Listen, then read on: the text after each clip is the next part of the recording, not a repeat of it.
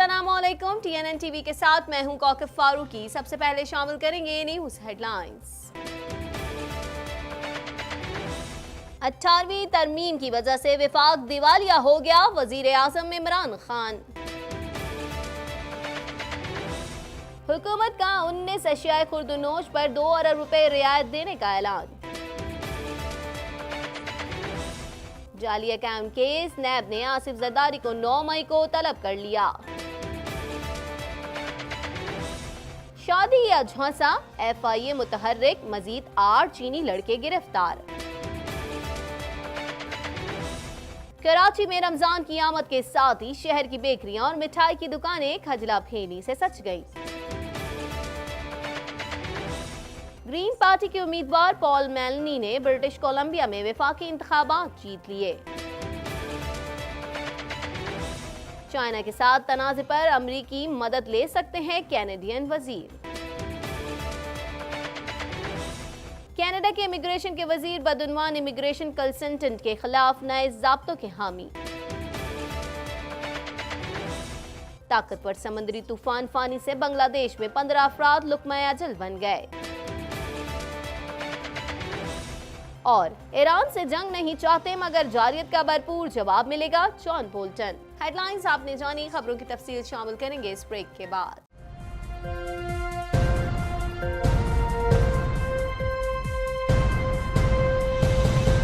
Bulletin में खुशामदीद। Bulletin के आगाज में सबसे पहले बात करेंगे वजीर आजम इमरान खान का कहना है कि 18वीं तरमीम की वजह से विफाक का दिवालिया हो गया और इस तरमीम के तहत सूबे भी टैक्स जमा करने में नाकाम रहे। मजीद जानेंगे इस रिपोर्ट में।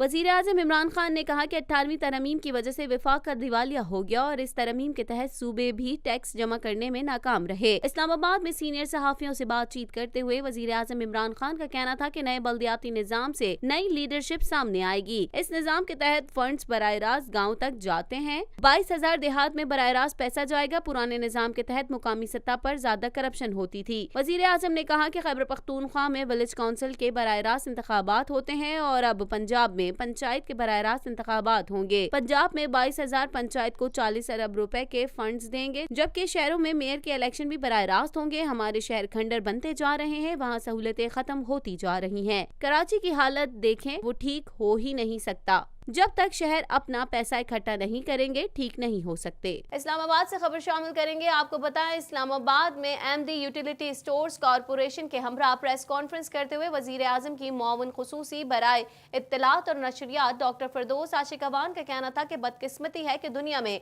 मजहबी त्योहारों पर सेल और रिलीफ दिया जाता है, लेकिन पाकिस्तान में रमजान में महंगाई हो जाती है और इस माह मुकद्दस में अशिया मार्केटों से भी गायब हो जाती है, जो समझ से बालातर है। मजीद जानेंगे इस रिपोर्ट में।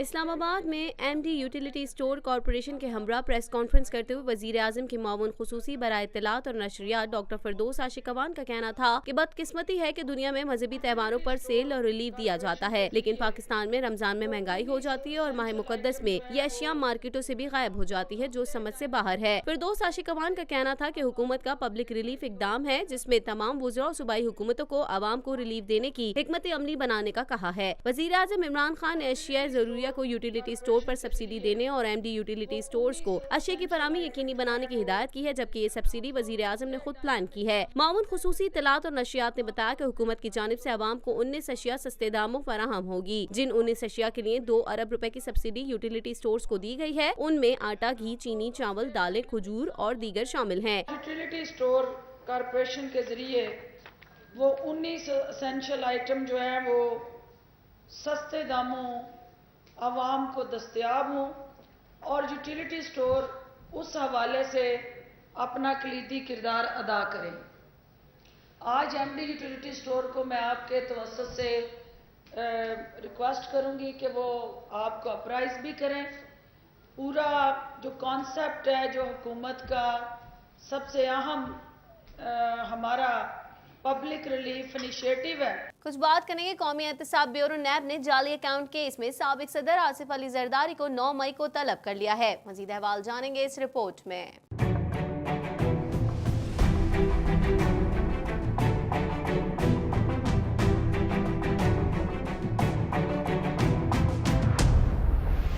कौमी एहतसाब ब्यूरो ने जाली अकाउंट्स केस में साबिक सदर आसिफ अली जरदारी को 9 मई को तलब कर लिया। साबिक सदर को हार्श कंपनी केस में तलब किया गया है। नैब ज़राए के मुताबिक हार्श कंपनी को ठेके पर मिलने वाली रिश्वत भुट्टो हाउस में इस्तेमाल हुई। आसिफ जरदारी को रिश्वत की रकूम की मुंतकली पर जवाब के लिए तलब किया गया है। उधर जाली अकाउंट्स केस में नैब ने 5 बार रेफरेंस एहतसाब अदालत में दायर कर दिया। रेफरेंस में ओमनी ग्रुप के अब्दुल गनी मजीद, सेक्रेटरी सिंध हुकूमत एजाज खान मरकजी मुलजिम नामजद हैं। नैब के मुताबिक सिंध हुकूमत के अफसरान ने हार्श कंपनी और ओमनी ग्रुप को गैर कानूनी ठेके दिए। अब्दुल गनी मजीद ने बेटी मनाहिल मजीद के नाम बेनामी प्रॉपर्टी बनाई। DHA में करप्शन के पैसों से बनाया गया कीमती प्लॉट मुंजमद कर दिया।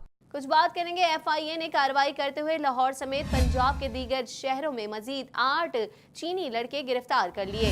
शादी स्कैंडल में मुलव्वस अब तक 10 चीनी लड़कों को गिरफ्तार किया जा चुका है। मजीद जान लेते हैं इस रिपोर्ट में।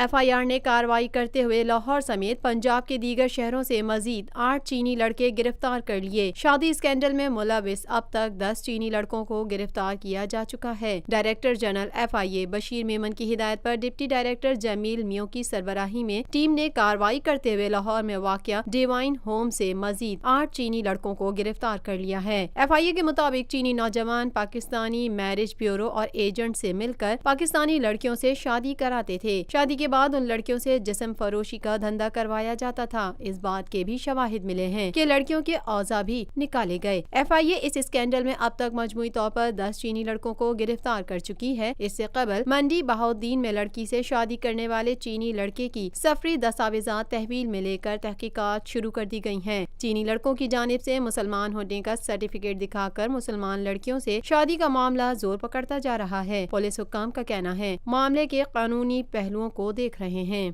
कुछ बात कर लेते हैं माह रमजान मुबारक के हवाले से। रमजान का बाबरकत महीना आया, अपने साथ रहमतें, बरकतें और बख्शिशें भी अपने साथ लाया है। यही नहीं, माह रमजान के आते ही रमजान की खुसूसी सौगातें भी दुकानों की जीनत बन गई हैं। मजीद अहवाल जान लेते हैं इस रिपोर्ट में। खजला और फैनी रमज़ान मुबारक की मीठी और लजीज सौगात समझी जाती है। इस खास सौगात की तैयारी 15 शबान के बाद से ही शुरू कर दी जाती है। लोग इसे बैरून मुल्क मुकीम अपने रिश्तेदारों को तोहफे के तौर पर भी भिजवाते हैं। खजला और फैनी मैदे, घी, नमक और पानी की मदद से तैयार की जाती है। माह सयाम में ये सौगात दस्तरखान का लाजमी हिस्सा होती है। लोग सहरी में चाय और दूध के साथ खजला फैनी को पसंद करते हैं। रमज़ान मुबारक में फैनी और खजला सहरी में खाकर मज़ा दुबाला हो जाता है। एक शहरी मोहम्मद अरसलान का कहना था कि फैनी लेने आए थे पर रमज़ान की वजह से महंगी है, इसी वजह से ज़्यादा की जगह कम ले रहे हैं।